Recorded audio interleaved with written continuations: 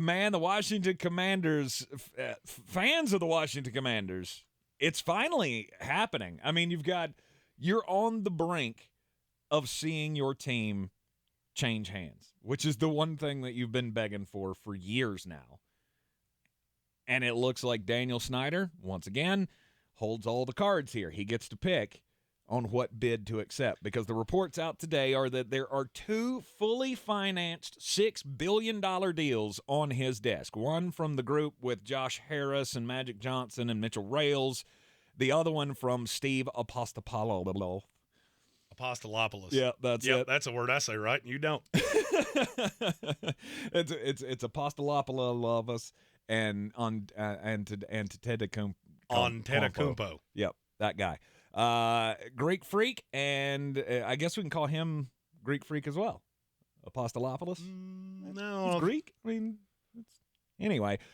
So there are 2 fully funded $6 billion deals on the table. And now Daniel Snyder and Tanya Snyder, they get to pick whichever bid they want. Well, I mean, look, the Snyders are going to make over $5 billion in this deal. The fact that they're fully funded, that means a lot, because there's really no way for Dan Snyder to pull out of this at this point. They're pushing him to sell. I think he's gotten to the point he wants to sell, and now you've got 2 different offers. So there's really – it's not going to be Jeff Bezos from everything that we have as we've gone down the rabbit hole. And this is going to be the biggest sale of a professional sports franchise in the history of North America. And it's the best thing that could ever happen for the Washington area. Look, this is a legacy franchise that has in large part been awful. I think awful is probably a little heavy-handed. When was the last time they made the playoffs? More recently than the Jets. It was like 2013, maybe? 2016, I believe, but I could be wrong on that. But that was a one-off from like 1990-something. The franchise hasn't been good. It needs direction. It needs the drama to go away. And I feel like with where it sits, I like Ron Rivera better now than I ever have before. I've always thought he was a little bit overrated as a coach, but he's a really good culture setter. And he's done a great job of that with not a lot to work with out of the ownership group. So now you get, whether it's Josh Harris and Magic Johnson or Apostolopoulos, that's at least stability. And that's what you need. Because, look, I'll tell you, people I know around the league, that Washington franchise has been, okay, there are 31 jobs, and then there's that one that I won't take. Right. But because I don't want to work for that. I don't want to be attached to that. I don't want my name attached to that and what it could do to my career. So, I mean, a lot of people probably think that, well, you're just trading in one billionaire for another. No, you're not. And I know Carolina fans, the market that we're in, have not always loved David Tepper. But I want you to think about how different – well, just look at how different your franchise is right now than it was when he bought it. All right, Charlotte's a small media market. Washington's not. The money was never the problem. It was that you get scouts that are really good that didn't want to be attached to Daniel Snyder. Jerry Richardson did not have that problem. He had his own set of problems. They were just always considered to be small market. Then you get one of the richest owners in the sport, and all of a sudden now you have probably the best coaching staff in the league. From the top down. I'm not saying you have the best head coach, but you've got a really good, really deep staff of guys that had options. It's not ironic that the first time that's ever happened in your franchise's history was with David Tepper and not Jerry Richardson. There's a reason for that. You know, the old saying that excrement travels downhill. That's a saying for a reason. Yeah. And I'm not trying to throw shade at Jerry Richardson. There was just always a thought that he didn't have the money that the other owners did. There were some weird things that went on in the franchise, and they had a very small market vibe. To me, when I look at a new ownership group coming in, the first question I have, and I think everybody has, is what kind of football people are these? Are these football people? Are these people that are going to insert themselves into the discussion, or are they going to do like David Tepper, for example? I felt like at the very beginning it was David Tepper going, I used to be a minority owner for the Pittsburgh Steelers. I can make all of these decisions. And then he made a couple of decisions, and guess what? They flamed up in his face, and then he went, okay. Oh, I should turn this over to the football people. Yeah, so Scott, I'm going to need you to play a big role. I'm going to go get some veteran coaches that I respect in the building, and and we're gonna work this out. That's where I feel like this team's at now. Absolutely. And Washington could very well be in the same spot. You just never know. The first thing on all of our minds has to be get Daniel Snyder out. Yes. And because he's the worst owner in sports. He's gone. This is done. Right. Now it's just a question of what is the name on the other side of this contract. He had 2 Scrooge McDucks pull up with wheelbarrows full of cash and go, here you go. Well, and the thing I think you have to look at is that we've seen Magic Johnson as an owner. I don't believe that Magic Johnson would be attached to an ownership group that's going to be meddling. I struggle to believe that. The other guy, I have absolutely no idea. Tillman Fertitta, I feel like he's probably going to have a ginormous offer here at some point as well. So you'll probably have 3. Fertitta, I've seen what he's done with the Rockets.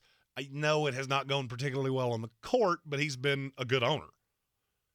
And so I think if you look at Washington, an improvement is not saying much.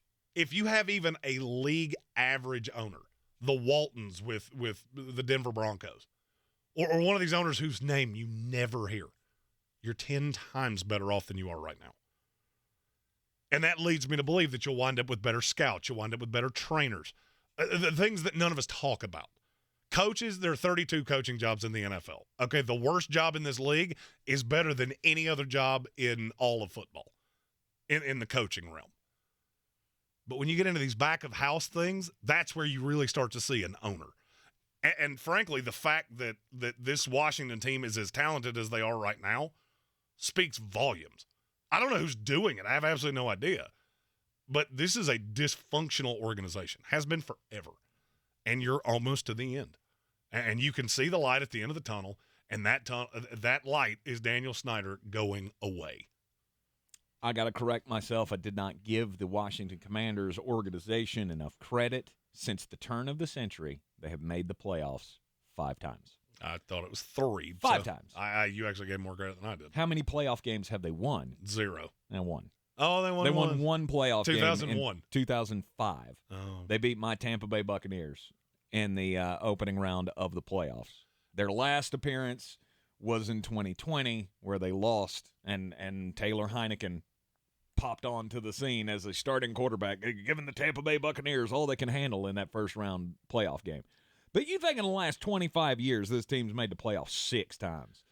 That's insane. Well, and there's another layer of this that was just said in our YouTube comments. We're going to take a quick break. After that, we'll touch on that of how big of a difference can this actually make, even if the owner is not exactly who you want it to be, because who you're replacing was just that bad. You're in the Sportsocracy, and this is ESPN Asheville. The Sportsocracy. That is some good, clean family fun there, eh, Cot? I really wish that you guys could see Jeremy's little happy Arnie Palmy dance that he does. Look, all right, so I'm getting married in 2 months. Trying to slim down so that, so that the tux looks right. Right. I mean, because the hair is going to be on point. Mullet just flowing in the wind. Mm-hmm. But you'd like to be as trim as possible. So I'm basically doing an extended, fighter trim down that an old trainer of mine has been leading me on. And one of the things that I discovered was that you can mix a squeezed vitamin water with Gold Peak sweet tea, and it's very hydrating and very wonderful. So there's a little accompanying dance. It's not as goofy as Tank's "Who's Gonna Break the News" dance. No, it looks more like a cartoon seal coming up out of the water.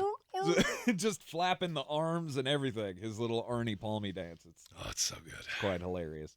It is the Sportsocracy. This is ESPN Asheville, and the Washington Commanders are going to sell. Daniel Snyder, Tanya Snyder, they're getting out of the football business.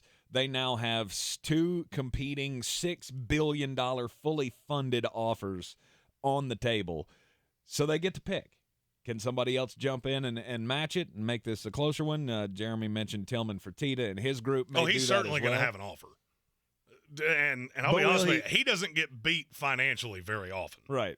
So will he come in with $6.25 billion? I'll go $6 billion and $1, Bob. We're playing the prices right here between 2 groups and possibly more for the Washington Commanders. The number one thing, though, to get done when you get into town is you start breaking ground on these talks for a new stadium. No doubt. Patrick Holt did not super chat this, but we're going to play the noise anyway because it was this good of a point. I'm your huckleberry.